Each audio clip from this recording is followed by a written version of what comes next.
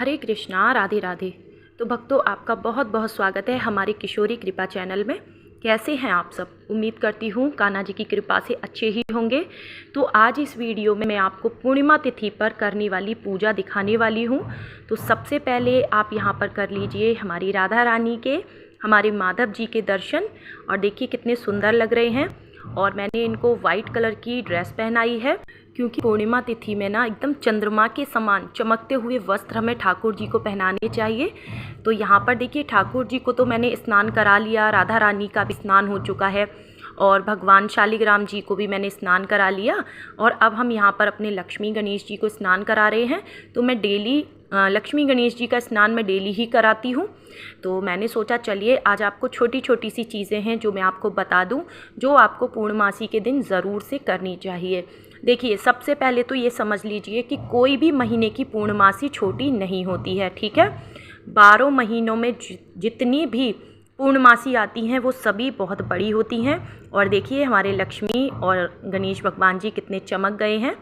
तो पंचामृत अभिषेक या फिर दही से स्नान आप ना समय समय पे कराते रहा करिए, तो आपके भगवान ना बिल्कुल चमकते हुए रहेंगे।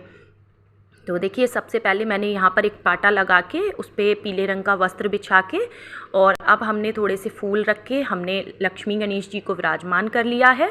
शालिग्राम जी का भी स्नान हो चुका है। उसके बाद सबसे पहले हमने की है यहाँ पर अखंड ज्योत जलाएंगे। तो धूप दीप जलाने के बाद ही हमें जो है पूजा शुरू करनी होती है। तो जब भी कोई ख़ास पूजा हुआ करे तो कोशिश किया करें कि चौकी जो है अलग से लगा लिया करें।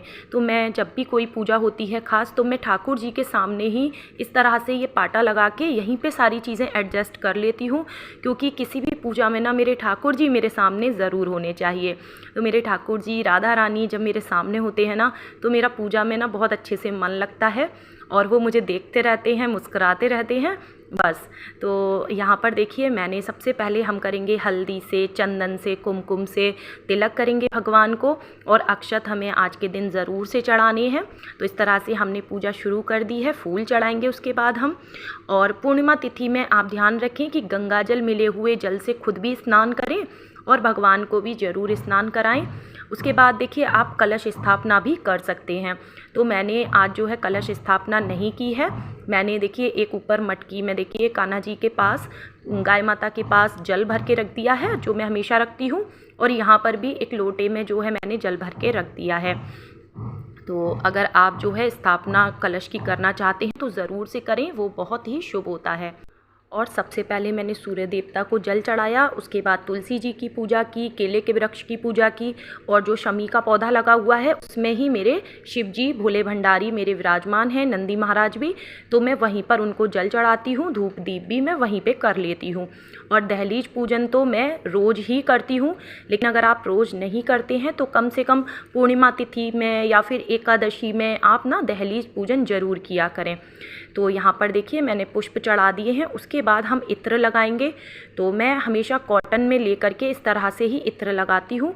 मैं कभी भी विग्रह पर इत्र नहीं लगाती हूँ। इससे क्या होता है ना, फिर वो काले पड़ जाते हैं। अब जैसे चांदी के लक्ष्मी गणेश जी हैं, अगर आप उनके ऊपर इस तरह से इत्र लगा देंगे ना डायरेक्ट, तो ऐसा लगेगा धब्बे धब्बे से आ जाते हैं। और अब हम लगाएंगे फलों का भोग भगवान को। तो जो सत्यनारायण भगवान की अभी हम पढ़ेंगे यहाँ पर कथा, तो आप ना पीले फलों का भोग आप ज़रूर लगाया करें विष्णु भगवान जी की किसी भी पूजा में। यहाँ पर देखिए मैंने पंचामृत बनाया है, और यहाँ पर पंजीरी बनाई है मैंने आटे की, जो कि बहुत ज़रूरी होती है। और अभी हम यहाँ पर सत्यनारायण भगवान की कथा करेंगे, जो कि हमें ज़रूर करनी चाहिए पूर्णिमा तिथि में। तो आप ये किसी भी समय कर सकते हैं, पूरे दिन में ऐसा कुछ भी नहीं है कि आप सुबह करेंगे या शाम को करेंगे।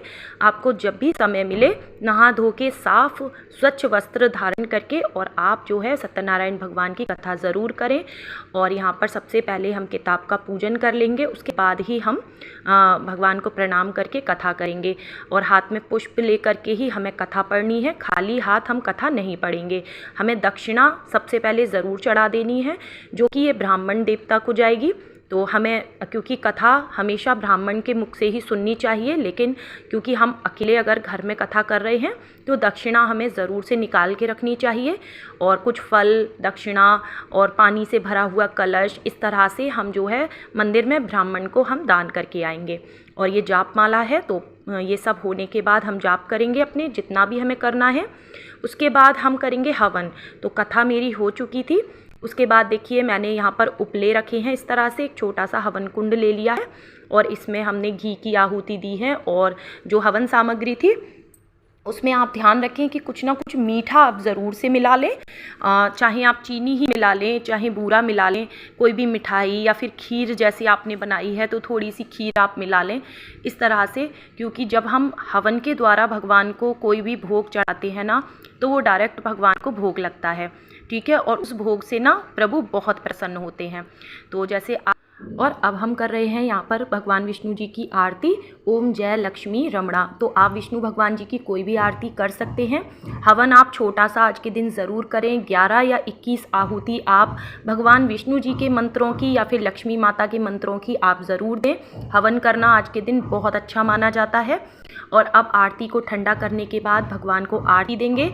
और ये जो हवन हमने किया है ना, इसको हमें अपने पूरे घर में घुमाना है, ठीक है।